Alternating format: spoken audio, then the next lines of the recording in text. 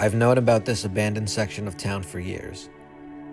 Places like this tend to spark curiosity, so I sent my drone up to see what remained. From the air, the decay was obvious. Roofs collapsing inward,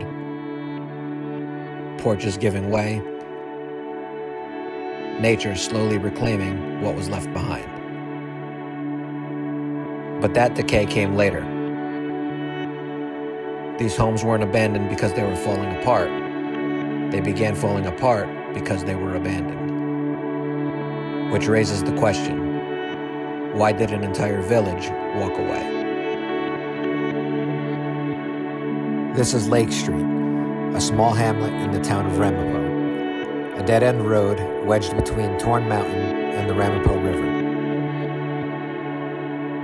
For decades, this narrow one-lane bridge was the only way in or out. Now it sits abandoned, rotting and rusting above the water below. Concrete barricades block the entrance. On one of them, a single word is spray-painted in red. Danger. Villages disappear for all kinds of reasons. Infrastructure changes, eminent domain, industries collapse, people move away. But standing here, none of those explanations seem to fit. The nearby village of Suffern is still thriving. At first, I wondered if environmental concerns drove people out. There's a landfill less than a mile away. But that theory quickly fell apart. Nearby homes are still occupied. There's even a sports complex and a vineyard close by. So that left me with one possibility: natural disaster.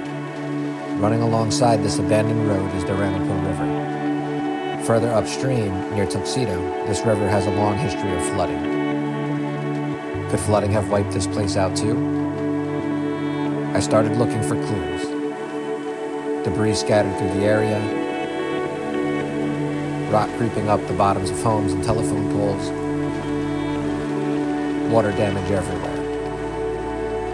The evidence seemed to point in one direction, but there was only one way to know for sure: Google. And I was wrong on all accounts. What happened here wasn't a flood, or pollution, or some natural disaster. In 2017, the residents of Lake Street, some of them multi-generational, were forced out after the town of Ramapo moved to redevelop the land for commercial use. But in the end, the plan stalled. The area turned out to be a protected rattlesnake habitat, meaning major development would require DEC approval. So today, the houses still sit empty. The people are gone. The neighborhood was never transformed. And slowly, the land is returning to nature.